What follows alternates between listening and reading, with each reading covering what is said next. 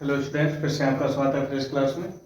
आइए आज आपको जो है सेट नंबर 2 के 2024 जो है इसमें चल रहे हैं, इसका पार्ट नंबर 4 लेके चलते हैं, जिसमें जो है सवाल नंबर 5 तक पूरे हो चुके हैं। आज आपको जो है 6वां सवाल बताना है इसमें। तो इसका पहला जो सवाल है, इसमें अथवा में 2 होते हैं। पहला जो सवाल है, गॉस का नियम लिखिए। किसी बंद पृष्ठ से जो आवेश होता है, किसी बंद पृष्ठ से होकर गुजरने वाला कुल वैद्युत फ्लक्स उस पृष्ठ से बंद आवेश का 1/ε0 गुना होता है। ये आपको जो है सेट नंबर 1 में 9 का अथवा जो है आपको बता चुके हैं। ये आप सेट नंबर 1 में आप पढ़ चुके हैं, ठीक है। अब इसी के साथ एक क्वेश्चन और चिपका है। क्या चिपका है कि गॉस के प्रमेय की सहायता से गोलीय कोश यानी खोल के कारण वैद्युत क्षेत्र की तीव्रता इसके बाहर पृष्ठ पर यानी कि सतह पर और इसके भीतर जो है ज्ञात करनी है। तो आइए सबसे पहले हम इसके बारे में समझते हैं ये होता क्या है। इन्होंने ये भी कहा है कि गोला जो है 8 त्रिज्या का माने और आवेश जो है उसे +2 माने, ठीक है। तो हमने ये किया है, 8 त्रिज्या का एक गोला मान लिया है, जिस पर हमने +2 आवेशों का वितरण कर दिया है। जब हम इसे आवेश देंगे तो आवेशों का वितरण एक समान रूप से वितरित हो जाएगा, जिसका पृष्ठीय वितरण आवेश सिग्मा बराबर क्या होता है, Q/A होता है, ठीक है। Q का मात्रक होता है कूलाम प्रति मतलब बटे में एरिया का मात्रक होता है मीटर स्क्वायर, ठीक है। तो यही बात हमने यहाँ लिख रखी है, यहाँ जो है स्क्रीनशॉट ले लेना। इसमें यही लिखा है, देखिए, माना 8 त्रिज्या के खोखले गोले को +Q आवेश देने पर आवेशों का वितरण इसके संपूर्ण पृष्ठ पर एक समान रूप से वितरित हो जाता है, जिसका पृष्ठीय वितरण आवेश सिग्मा बराबर Q/A कूलाम प्रति मीटर स्क्वायर है। तब इस खोल के बाहर, भीतर तथा सतह पर वैद्युत क्षेत्र की तीव्रता ज्ञात करनी है। तो सबसे पहले हम इसके बाहर का मतलब ये है, ये गोला तो है, अब इसके बाहर यहां पर कहीं पर हमें जो है इसकी तीव्रता ज्ञात करनी है।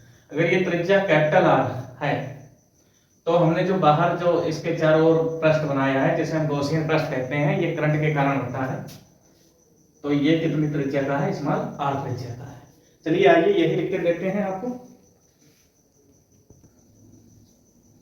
देखिए, ये हमारे पास वही गोला है R त्रिज्या का।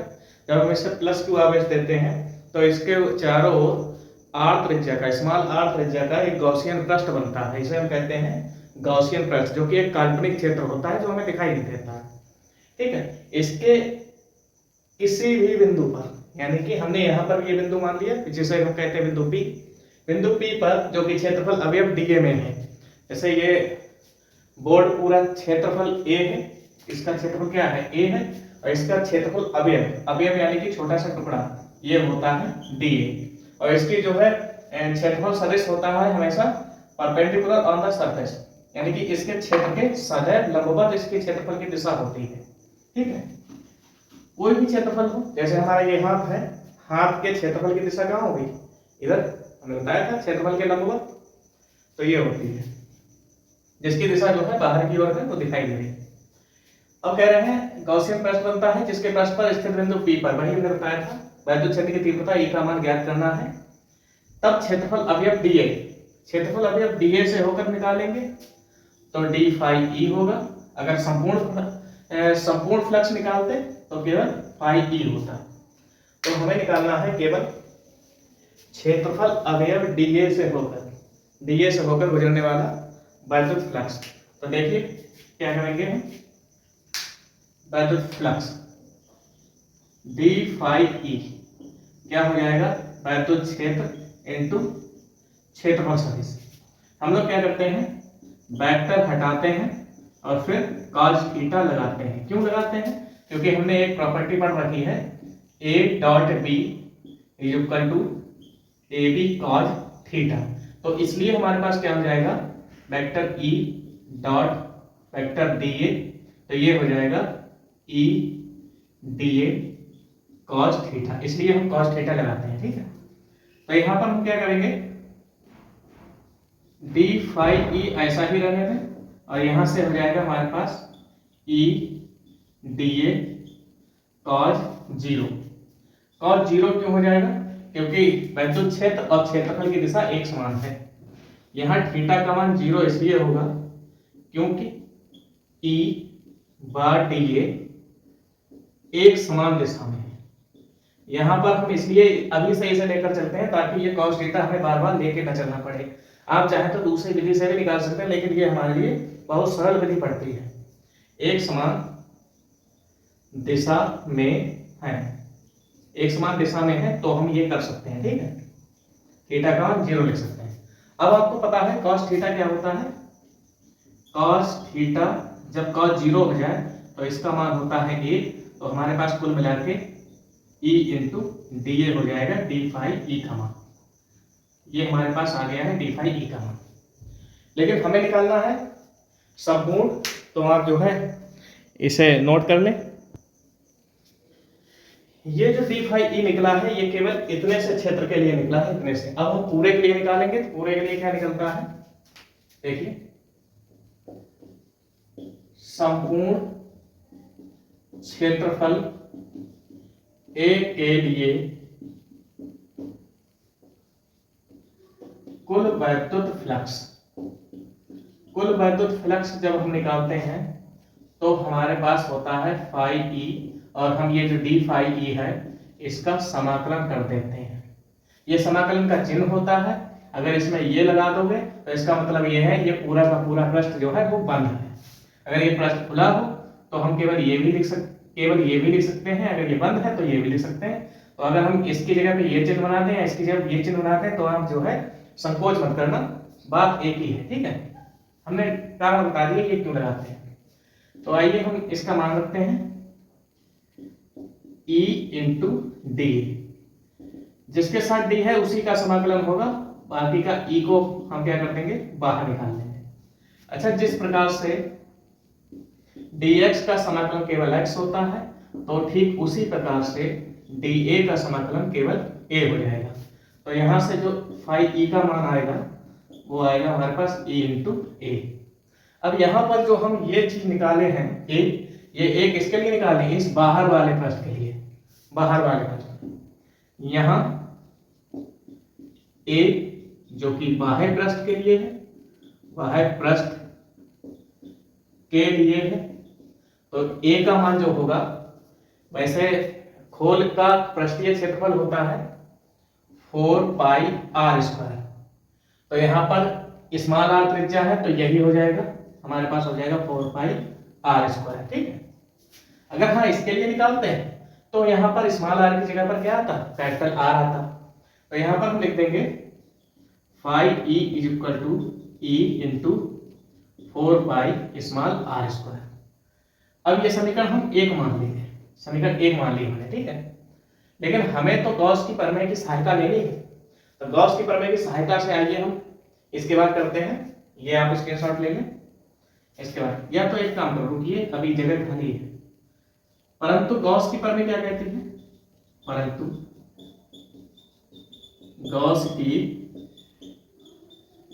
प्रमेय से, गॉस की प्रमेय क्या कहती है, phi E is equal to Q upon epsilon nought. ये आप इतना स्क्रीनशॉट लीजिए। इसके बाद देखिए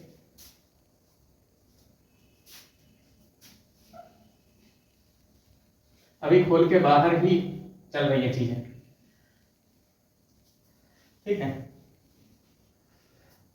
अब देखिए इसके बाद, लेकिन हमारे पास सिग्मा बराबर क्या होता है, सिग्मा बराबर क्यू अपॉन ए होता है। तो यहाँ पर क्यू बराबर क्या हो जाएगा, सिग्मा इंटू ए। तो यहाँ पर हमारे पास हो जाएगा, इसलिए फाई ई की जगह पर, क्यू की जगह पर क्या हो जाएगा हमारे पास, सिग्मा इंटू ए, और यहाँ पर एप्सिलॉन नॉट। अब यहाँ ए जो दिया है वो आर त्रिज्या के खोल के लिए, खोल के लिए लिया है। अब आर त्रिज्या के खोल के लिए क्या हो जाएगा, 4 पाई कैपिटल आर स्क्वायर। तो यहां पर हम लिखे देते हैं phi E is equal to sigma upon epsilon nought, ऐसा ही रहेगा, और ये हो जाएगा 4 पाई कैपिटल आर स्क्वायर, समीकरण 2। अब हम क्या करेंगे, समीकरण 1 व समीकरण 2 से। देखिए समीकरण 1 हमारे पास ये है और समीकरण 2 ये है। इन दोनों के मानों को ये बराबर रख देंगे क्योंकि दोनों फाई ई के मान हैं, इसलिए तो हम यहाँ पर क्या करेंगे, समीकरण 1 और 2 के मान यानी कि ई 4 पाई स्मॉल आर स्क्वायर और सामने हम लिख देंगे sigma upon epsilon not 4 pi capital R square, ये हो जाएगा। अच्छा आमने सामने 4 पाई से 4 पाई कैंसिल हो जाएगा, हमारे पास यहाँ पर केवल स्मॉल आर स्क्वायर बचेगा। ये जब हम उसे इस तरफ लेके आएंगे तो सिग्मा अपॉन एप्सिलॉन नॉट ये capital R square small are square, ये खोल के बाह्य बिंदु पर वैद्युत क्षेत्र की तीव्रता का व्यंजक है। ठीक है, यही खोल के बाहर वैद्युत क्षेत्र की तीव्रता है या वैद्युत क्षेत्र है। ठीक है, अब हम क्या करेंगे, अब इसके पृष्ठीय बिंदु पर निकालेंगे। अच्छा एक चीज और लिख लेना, जब हेडिंग डालो तो यहाँ पर आप लिख लेना कैपिटल आर का मान स्मॉल आर से यहाँ पर क्या होगा, कम होगा। देखिए स्मॉल आर का मान बड़ा है और ये कैपिटल आर का मान छोटा है। अब हम जो सेकेंड हेडिंग डालेंगे वो खोल के सतह पर लिखेंगे, खोल के सतह पर। अच्छा खोल के सतह पर आप ध्यान से देखिए स्मॉल आर का मान कैपिटल आर के बराबर हो जाएगा। क्यों? क्योंकि देखिए ये सब इसके साथ, ठीक है। अब हम खोल के पृष्ठीय बिंदु पर अगर हम देखेंगे तो जो गॉसियन पृष्ठ बनेगा वो इस दूरी पर ही बनेगा, इसी पृष्ठ पर, यहाँ पर ये गॉसियन पृष्ठ बनना है। ठीक है, हमने ब्लैक पेन से यहाँ बना दिया, यहाँ पर वैद्युत क्षेत्र की तीव्रता फाइंड आउट करनी है।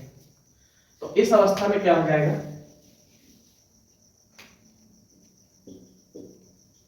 इस अवस्था में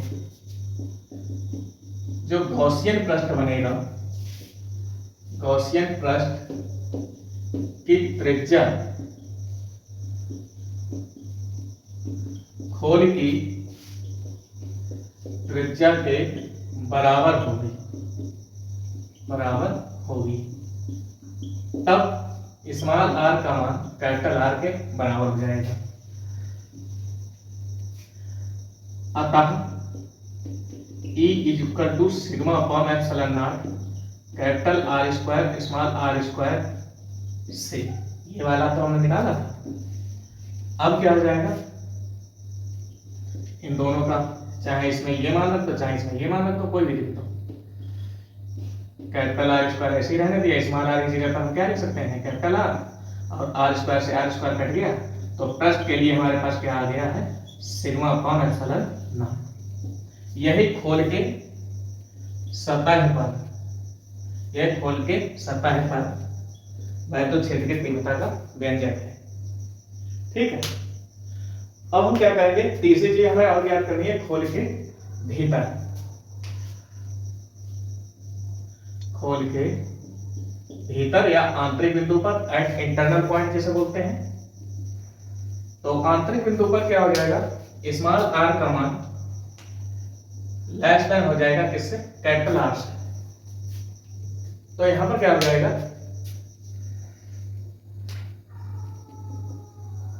यहां पर ये बिंदु मान लिया हमने और ये त्रिज्या हमने इसकी ऐसी बना दी,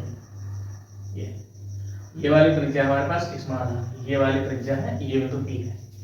अब हमें क्या करना है, इस अवस्था में गॉसियन पृष्ठ की त्रिज्या खोल की त्रिज्या से क्या होती है, कम होगी, तब small R is less than two capital R. इस अवस्था में क्या हो जाएगा, बहुत ध्यान से सुनना,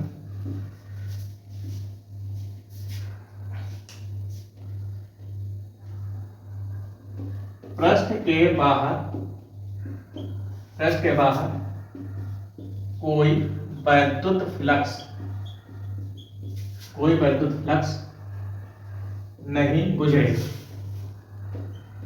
गुजरेगा, अर्थात फाई ई का जो मान हो जाएगा वो क्या हो जाएगा 0। तब फाई ई बराबर ई इंटू ए के लिए अगर हम देखेंगे तो यहाँ से ई ए कॉस थीटा देखेंगे, कॉस थीटा, और यहाँ से अगर हम ई का मान निकालेंगे तो फाइव और बटे में ए कॉस थीटा का मान अगर निकालेंगे तो फाइव ई का मान क्या हो जाएगा 0 और ए कॉस थीटा, तो साथ में हमारे पास ई बराबर क्या मिल जाएगा, कुल मिला के 0, यानी कि भीतर कोई फ्लक्स नहीं गुजरेगा, तो वैद्युत क्षेत्र का मान भी भीतर क्या होगा, 0 होगा। क्यों?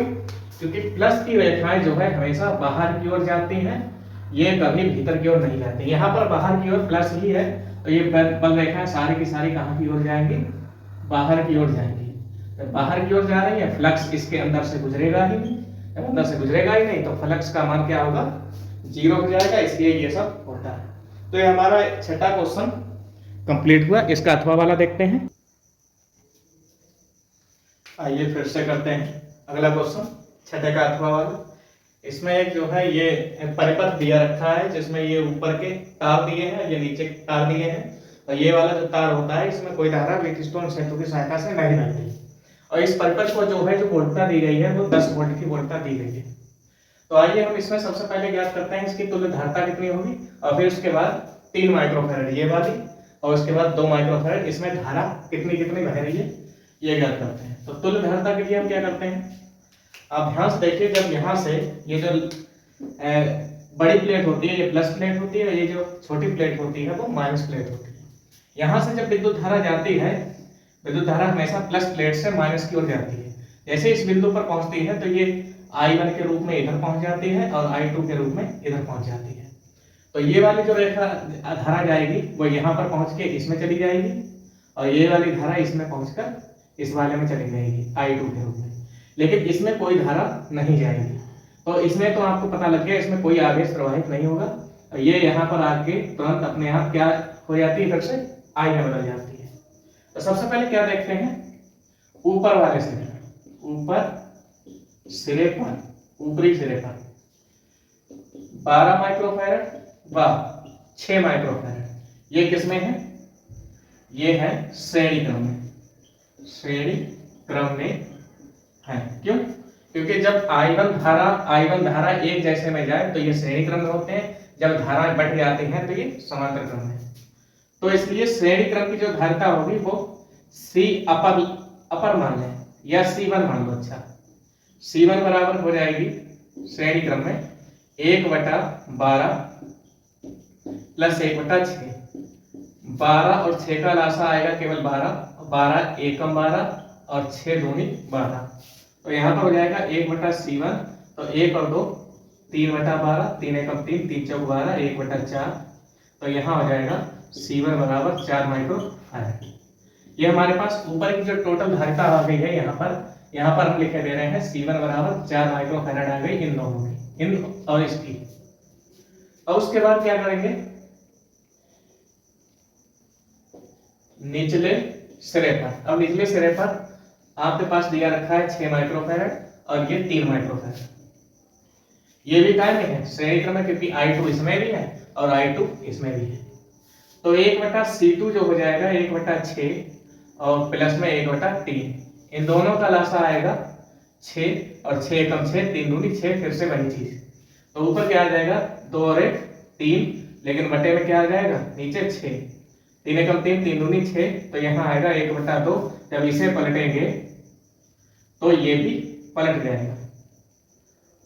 तो इन दोनों का हमारे पास कितना आया है, C2 बराबर 2 माइक्रोफैरड आया, और इसका कितना आया है 4। अब ध्यान से देखिए, इन दोनों में, इसमें और इसमें धाराएं बढ़ रही हैं, क्योंकि इसमें I1 जा रही है, इसमें I2 जा रही है, तो ये दोनों कायम हो जाएंगे समांतर क्रम में। पुनः ये आप उतार लेना, पुनः हम क्या करेंगे, तुल्य धारिता निकालेंगे। तुल्य धारिता के लिए ये दोनों समांतर क्रम में है, समांतर क्रम में क्या हो जाएगा C1 प्लस C2, तो यहाँ पर C बराबर हो जाएगा, C1 की वैल्यू है 4 और इसकी वैल्यू है 2, तो C1 और C2 का मान टोटल कितना आ गया है 6 माइक्रोफैरड। ये हमारा पहला इसका आंसर हो गया। अब हमें क्या निकालना है, 3 माइक्रोफैरड में और 2 माइक्रोफैरड में विद्युत धारा, 1 मिनट, आवेश निकालना है। तो सबसे पहले हम क्या करेंगे, सेकंड में। सबसे पहले हम तुल्य आवेश निकालेंगे। कुल आवेश जो हो जाएगा Q बराबर होता है CV, तो यहां से Q बराबर C की वैल्यू कितनी है, टोटल अभी कितनी आई थी 4 और 2 टोटल आई थी 6। यहाँ हम लिखे दे रहे हैं C बराबर 6 माइक्रोफैरड टोटल आई है, तो यहाँ हो जाएगी 6 माइक्रोफैरड और गुणा में 10 वोल्ट। ये विभव आ गया है 10 वोल्ट। 1 माइक्रो में 10 की पावर माइनस 6 होता है, तो माइक्रो में ये लिख दिया, गुणा में 10 लिख दिया, तो हमारे पास आ गया 6 गुणा 10 की पावर माइनस 5, 10 की पावर 1 में से 6 जाएगा माइनस 5, ये कूलाम हो जाएगा। ठीक, ये टोटल Q का मान आ गया।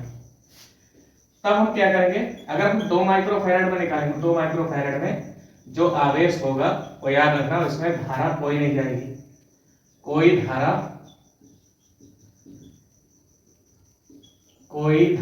प्रवाहित नहीं होगी,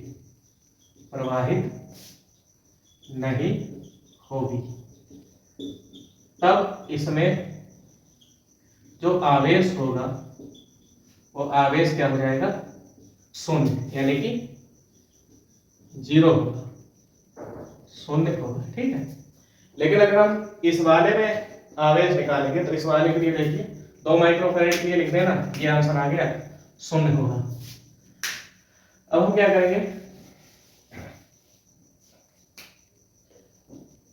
तब निचले सिरे के लिए, सिरे की कुल धारिता कितनी है, निचले सिरे की कुल धारिता जो आई थी C2 आई थी, वो कितनी आई थी, 2 माइक्रोफैरड आई थी।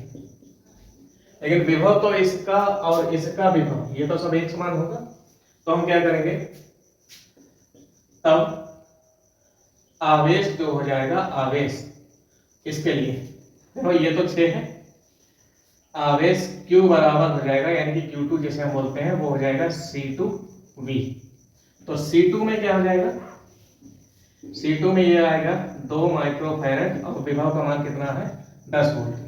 2 माइक्रो की जगह पर हम 10 की पावर माइनस 6 लगा देंगे और गुणा में क्या हो जाएगा, यह छोड़ो माइक्रो मत हटा, 2 गुणा 10 माइक्रो कूलाम आ जाएगा, ये है वोल्ट और ये हो जाएगा, इन दोनों का सबका मिला के माइक्रो कूलाम बनेगा, तो 2 ढाई 20 माइक्रो कूलाम, ये इसका जो है आंसर हो जाएगा दूसरे वाले का।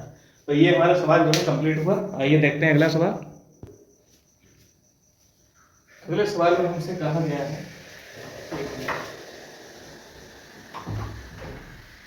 हाँ जी, अगले सवाल में हमसे कहा गया है कि किरण आरेख की सहायता से परावर्ती दूरदर्शी में प्रतिबिंब बनने की व्याख्या कीजिए और अपवर्ती दूरदर्शी से इसकी विशेषताओं की तुलना कीजिए। तो सबसे पहले हम इसके प्रतिबिंब बनने की व्याख्या करते हैं। देखिए, हम जो जैसा जैसा बनाते जाएंगे वैसा ही वैसा हम बोलते भी जाएंगे और आप लिखते भी जाएंगे। ठीक है, तो सबसे पहले हम क्या करेंगे, इसमें एक अवतल दर्पण होता है जिसे हम अविद्रश्यक दर्पण भी कहते हैं। क्या होता है, इसमें एक अवतल दर्पण होता है जिसे हम अविद्रश्यक दर्पण कहते हैं। ये है हमारे पास अविद्रश्यक दर्पण। हम लिखवाएंगे नहीं, व्याख्या लिखवाएंगे नहीं, केवल चित्र बनाएंगे, आप देख लेना। ठीक है, ये इसका क्या है, अभी मुख्य अक्ष है। अविद्रश्यक दर्पण होता है, ऐसा बाद में बोलते हैं, सबसे पहले चित्र बनाते हैं। अब अनंत से वस्तु को देखना है क्योंकि दूरदर्शी है, दूरदर्शी में क्या होता है, ग्रह, कोई अन्य प्लैनेट कोई भी देखना होता है तो हम अनंत से देखते हैं। तो अनंत से चलने वाली प्रकाश की किरण हमेशा कहाँ आती है, इस पर ऐसे करके समांतर आपतित होती है, ये समांतर किरणें आती है। बहुत ध्यान से लेना, काफी कठिन चित्र है, इसका जो है आसान चित्र बना के दिखाएंगे आप। ठीक है, एक मिनट,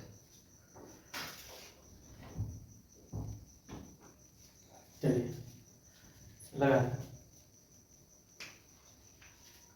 अब इसका जब हम आसान चित्र बना के दिखाएंगे तो बहुत ध्यान से समझना, ये किरण ऐसे आएगी और ये किरण ऐसे आएगी। ये देखिए, इससे ऐसे टकरा के इसी कोण पर चली जाए, इससे ये ऐसे टकराएगी तो ऐसे करके आएगी। अब हम क्या करते हैं, यहाँ पर एक और समतल दर्पण लगा देते हैं। ये क्या है, समतल दर्पण, इसे हम कहते हैं समतल दर्पण। ठीक, अब ध्यान से रहना, इससे प्रकाश की किरण ये ऐसे आएगी, एक मिनट, इससे प्रकाश की किरण ऐसे आएगी और ये प्रकाश की किरण ऐसे करके ऐसे ऐसे चली जाएगी, ऐसे, ठीक है। अब ध्यान से समझेंगे, यहां पर हम लगा देते हैं एक नेत्रिका लेंस। क्या लगा देते हैं? इसे हम कहते हैं उत्तल लेंस, जिसे हम नेत्रिका लेंस भी कहते हैं। अब यहां पर हम रख देते हैं एक नेत्रिका। नेत्रिका हमने यहां पर जब रख दी है, नेत्रिका का मतलब ये है, यहां से अब हमें देखना है, ये हमारी आंख है, ऐसे करके हमें देखना होता है, ऐसे, ठीक। तो जब हम ऐसे देखेंगे तो ये जो लेंस है, लेंस, इस लेंस का जो मुख्य अक्ष होगा, वो मुख्य अक्ष कैसे जाएगा? ऐसे, ऐसे करके जाएगा, इसके बीच से होता हुआ ऐसे। और ये मुख्य अक्ष कहां तक जाएगा? ऐसे ऊपर तक जाएगा, ये ऊपर तक गया। तो जहां पर इन दोनों किरणों ने जहां पर एक दूसरे को काटा है, पहला प्रतिबिंब तो यहां बनेगा, जिसे हम कहेंगे ए डैश और ये बी डैश, क्योंकि वस्तु ए बी तो यहां कहीं पर होगी, ये वस्तु ए बी यहां कहीं पर होगी, ठीक है। अब हम क्या करेंगे, प्रकाश की किरणें क्या होती हैं? ऐसे करके आती हैं, ऐसे आएंगी, ऐसे, और ये उत्तल लेंस क्या करता है? इन किरणों को थोड़ा अपवर्तित करेगा, ऐसे। अब जिस प्रकार से ये किरणें अपवर्तित हुई हैं, उसी प्रकार से हम इसका आभासी प्रतिबिंब उधर की ओर बनाते हैं। ये इसका आभासी प्रतिबिंब हम बना रहे हैं, ये बन गया, ठीक है। तो यहां से इसके मुख्य अक्ष से हम देखेंगे, ये प्रतिबिंब बना है, इसे हम कहेंगे ए डबल डैश और ये होगा बी डबल डैश। ये इसका फाइनल प्रतिबिंब बना है, ठीक है। तो देखिए, दिखाई दे रहा है आराम से, ठीक है, बहुत बढ़िया करके दिखाई दे रहा है। आप ध्यान समझेंगे, ये नेत्र लिखा है, बस यही दिखाई दे रहा है। तो क्या होता है, इसमें एक अग्रसर दर्पण होता है जो अवतल प्रकृति का होता है।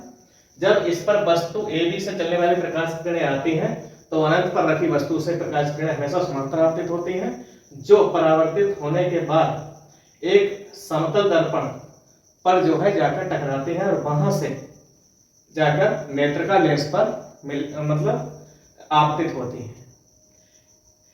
जब ये दोनों समतल दर्पण से नेत्रिका पर आती हैं, तो किसी बिंदु पर ये एक दूसरे को काटती हैं और काटने के पश्चात एक छोटा सा प्रतिबिंब बनाती हैं। इसका बड़ा प्रतिबिंब देखने के लिए जब ये किरणें लेंस पर पड़ती हैं, तो ये अपवर्तित होती हैं और अपवर्तन होने के पश्चात ये जब आभासी रूप से जिस बिंदु पर मिलती हैं, वहीं पर इस वस्तु का वास्तविक प्रतिबिंब बनाती है और वस्तु में बड़ी दिखाई देती है। तो यही इसका जो है किरण आरेख का बनना था। आप जो है वीडियो धीरे धीरे करके लिख लेना, ठीक है। अपवर्तित दूरदर्शी से इसकी तुलना क्या होती है? इसमें वर्ण विघटन का दोष नहीं पाया जाता, ठीक है, पहला। दूसरा क्या है, गोलीय विघटन को दूर भी किया जा सकता है। तीसरा क्या है, अवतल दर्पण की उपस्थिति के कारण इसके प्रतिबिंब की विकृति पर कोई प्रभाव नहीं पड़ता है। अच्छा, अवतल दर्पण की उपस्थिति के कारण अंतिम प्रतिबिंब जो होता है वो चमकीला बनता है। तो यही इसका जो है अपवर्तित दूरदर्शी से तुलना की गई है। आइए हम देखते हैं विवर्तन व व्यतिकरण में अंतर। सातवें का अथवा है, इसमें विवर्तन व व्यतिकरण में अंतर पूछा है और साथ ही एकल जैव विवर्तन प्रारूप का गुणात्मक अवलोकन केवल पूछा है। तो हमसे क्या कहा है, देखिए विवर्तन में क्या होता है, एक ही तरंगाग्र के विभिन्न बिंदुओं से आने वाली द्वितीय तरंगिकाओं के बीच अध्यारोपण होता है, यानी कि एक ही प्रकाश स्रोत होगा। इसमें क्या आता है, दो प्रकाश स्रोत होते हैं, दोनों एक समान कला में जाते हुए प्रतीत हो, तभी उनके अध्यारोपण से होता है, ठीक है। इसमें क्या होता है, फ्रिंजों की चौड़ाई अलग अलग प्राप्त होती है और अंत में फ्रिंजों यानी दीप्त फ्रिंजों की चौड़ाई धीरे धीरे कम होती जाती है और दीप्त की चौड़ाई धीरे धीरे बढ़ती जाती है। इसमें तीसरे भाग इसमें क्या होता है, सभी फ्रिंजें जो है एक समान चौड़ाई की होती है, चाहे दीप्त हो चाहे अदीप्त हो। और दीप्त फ्रिंजों की तीव्रता सबकी एक समान होगी, अदीप्त फ्रिंजों की तीव्रता उनकी सबकी एक समान होगी। यही इसमें करना था। अगला इसमें लिखा है एकल झर्री।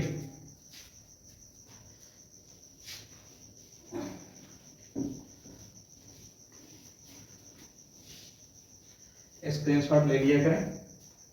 इसमें क्या लिखा है कि एक मिनट,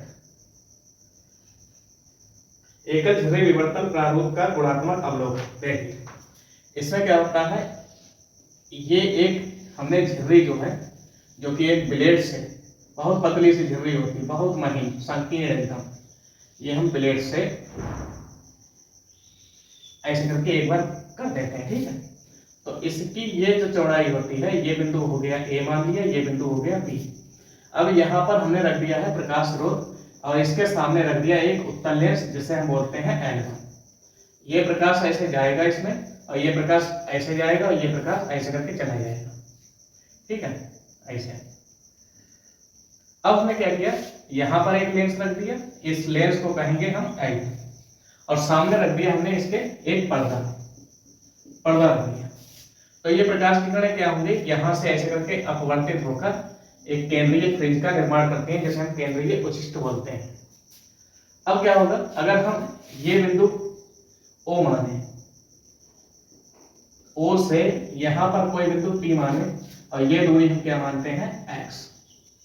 यहां पर अगर कोई फ्रिंज देखते हैं तो इस बिंदु से यहां तक जाने में ऐसे करके ये चीज, और इस बिंदु से अगर यहां तक जाएगा तो ये पहले ये जाएगा, यहाँ पर पड़ेगा, तो ये प्रकाश की किरण क्या होगी, एक मिनट, थोड़ा लेंस बड़ा बनाते हैं जिससे जो है ऐसे, ये यहाँ पर लेंस थोड़ा बड़ा बनाएंगे, ये लेंस L2 है।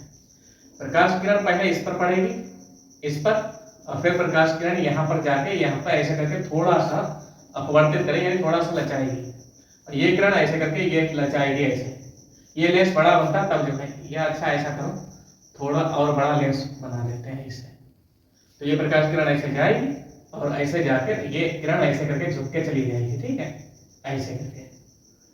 तो यहाँ पर जब ये लंब डालते हैं तो ये अविलंब होता है, मान लिया यहाँ पर बिंदु K है, तो ये होता है हमारे पथांतर, ठीक।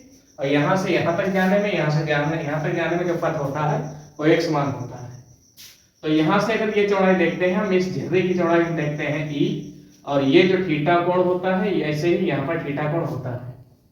तो यही हमें लिखना, मतलब बनाना था, यही गुणात्मक अवलोकन करना था। ऐसे ही हम लिख देंगे, क्या कर देंगे, जब किसी तरंग स्रोत से प्रकाश जाता है तो वह लेंस L1 पर पड़ता है और वहां से किरणों को समांतर कर देता है, और किसी पतली झिर्री AB में से होकर गुजरता है जिसकी चौड़ाई E होती है।